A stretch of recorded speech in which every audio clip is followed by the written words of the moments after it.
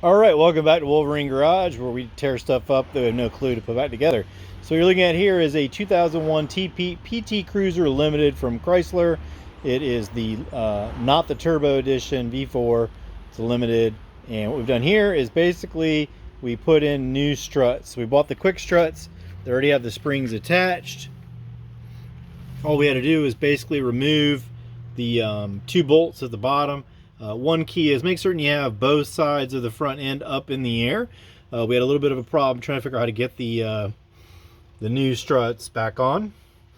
And there's plenty of videos on this model on how to do this job. Just watch some of the Haynes videos, Chris Fix. And then up top you got 4 bolts that are holding that strut in. So remove the 2 bottom bolts, remove the top 3, pull it out, put it back in, and we are done.